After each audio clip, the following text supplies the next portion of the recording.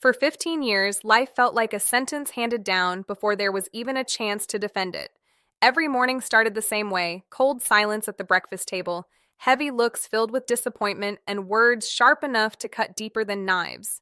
In that house, worth was measured by perfection, and somehow, no matter how hard the effort was, it was never enough. Mistakes were remembered forever, achievements were ignored, pain was invisible. Growing up in a place where love was supposed to exist but never did creates a kind of wound no one can see. It teaches survival before happiness. It teaches silence before trust. And for 15 long years, survival became the only thing that mattered. While other children heard encouragement, there were only insults. Useless, weak, a burden. Those words became chains wrapped around the soul, dragging heavier with every year. And the worst part about betrayal is when it comes from the people who are supposed to protect you. Parents, the ones meant to be home. But home became war. There were nights spent staring at the ceiling, wondering what was so wrong. Why love came so easily to others but felt impossible to earn here. Why every sibling seemed worthy while one was treated like a mistake. The answer never came. Only pain. And pain changes people. At first it makes you cry, then it makes you question, then eventually it makes you cold. But there was one person who never looked with disgust. Grandmother. Her hands were old and trembling, but her heart carried more warmth than the whole house combined. She would whisper things no one else dared to say. "You are not what they call you." Simple words, but powerful. She was the only light in a dark place, the only reason the heart didn't completely break. But even she seemed trapped by something. There was always fear in her eyes, a fear no one understood. Until the message came. It was strange. A folded piece of paper hidden beneath the bedroom door. 3 numbers. 7, 4, 9. At first it meant nothing, but then memory struck like lightning. Years ago, Grandmother once said if those numbers ever appeared, it meant danger, a distress code, a secret cry for help. Panic hit hard, because Grandmother never did anything without reason. That night, while the house slept, the truth began to unfold. Her room was empty, the window open, the air cold, and on her bed, another note. They know the truth. Find the box. The truth? What truth?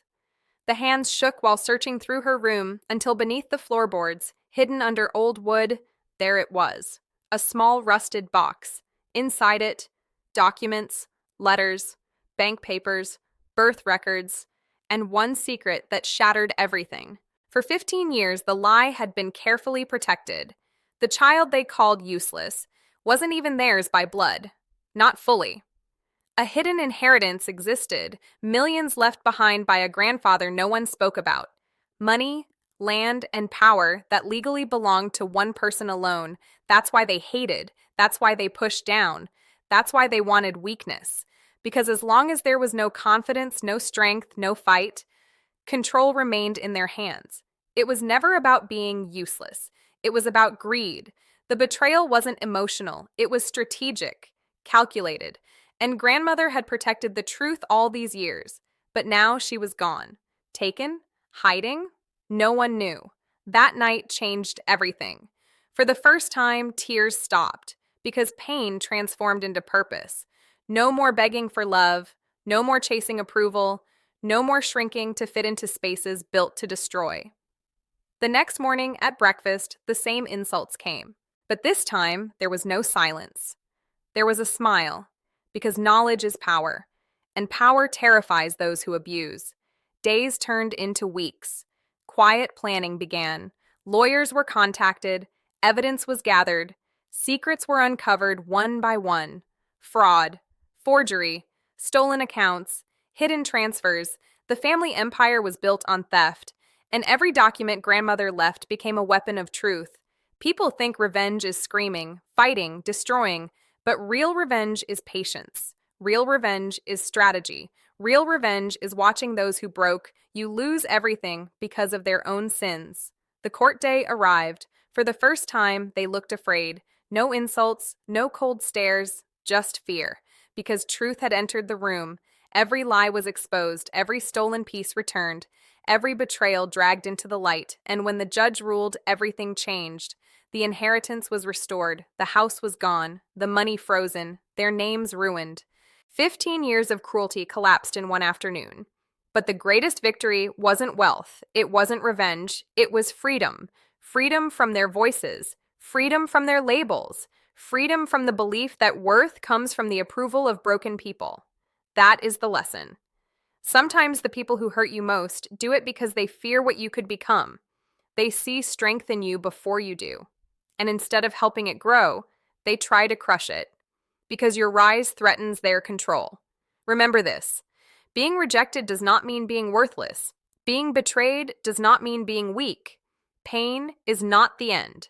Pain is preparation. Every insult can become fuel. Every tear can become strength. Every betrayal can become a lesson that builds an unstoppable future. And sometimes the very people who called you nothing will one day watch you become everything they feared. Not because of luck, not because of revenge, but because survival taught discipline, suffering taught wisdom, and betrayal taught power. Grandmother was found 2 weeks later, safe, hidden with relatives. She smiled when the truth was finished, and with tears in her eyes, she said the words that healed wounds 15 years deep. I always knew you would survive. That sentence mattered more than the money, more than the victory, because after all the darkness, someone had believed. And sometimes one believer is enough to save a life. So if life has treated you like nothing, if people have made you feel small, if betrayal has broken your trust, remember this. The story isn't over. The pain you carry today may become the power that changes everything tomorrow. Stay alive, stay patient, stay strong, because one day the truth will rise, and when it does, so will you.